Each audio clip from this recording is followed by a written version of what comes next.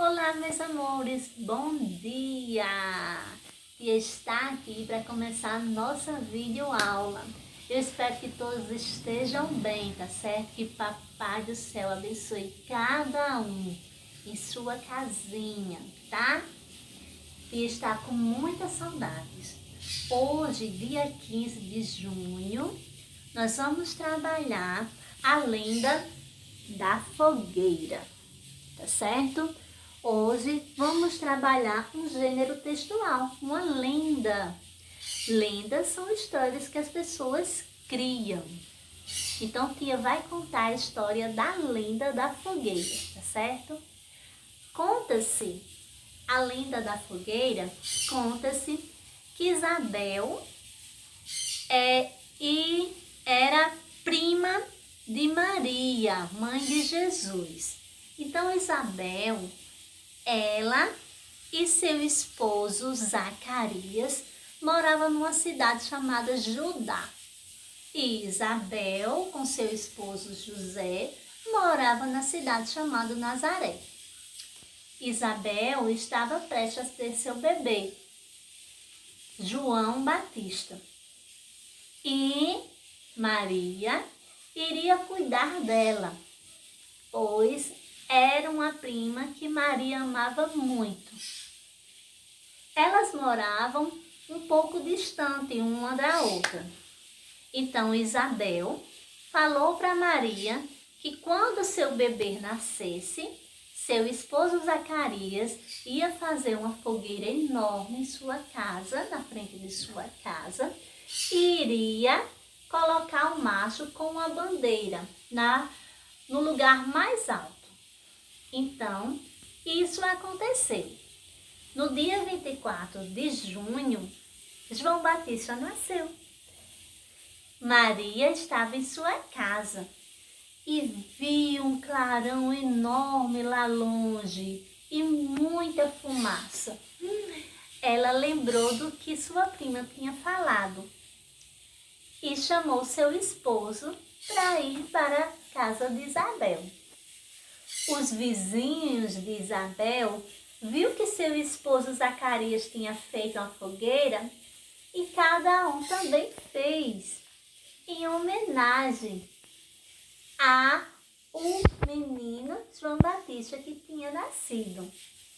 Então, Maria e José seguiram para a casa de Isabel.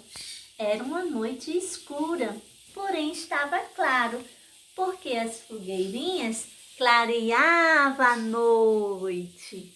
Então, terminou a historinha. Gostaram da lenda da fogueira? Essa lenda, ela nos mostra um pouco o que aconteceu, né? Um pouco sobre, na realidade, por que fazemos a fogueira. Esse ano não podemos fazer fogueira. É proibido nem fazer fogueira, nem soltar fogos, tá certo? No tempo de Isabel, de Maria e Isabel, a fogueira servia como meio de comunicação. Isabel se comunicou com sua prima Maria. Então, nós hoje em dia temos vários e vários meios de comunicação. Muitos meios de comunicação.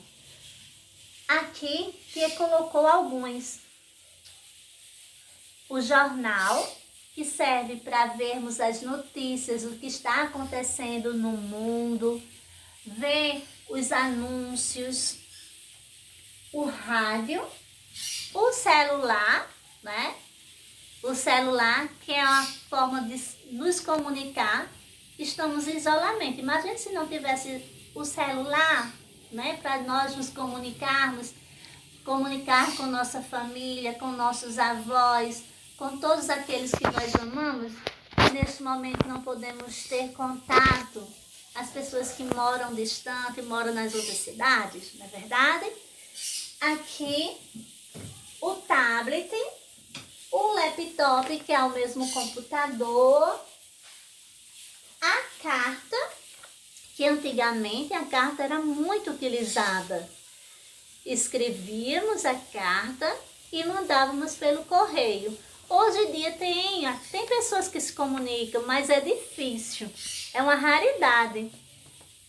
A revista, o livro, tem também a língua de sinais, que é um meio de comunicação, tá certo? Quando eu digo o A, o B, o C, eu estou me comunicando, tá certo? Também existe a televisão como meio de comunicação. Então, nós estamos num mundo onde a comunicação, o meio de comunicação está sempre presente conosco. Graças a Deus, que é uma forma de ajudar a nos comunicar com as pessoas que estão distantes, que não estão presentes perto da gente. Então, a atividade de hoje, a aula de hoje era essa, falando sobre o meio de comunicação. Eu espero que todos tenham gostado. Tia vai colocar no grupo a atividade. Vocês irão fazer uma lista de meios de comunicações que vocês conhecem. E também ler o texto falando sobre o mês de junho com um pequeno poema, tá certo? Para vocês lerem. Então todos fiquem com Deus. Tchau. Tia ama vocês.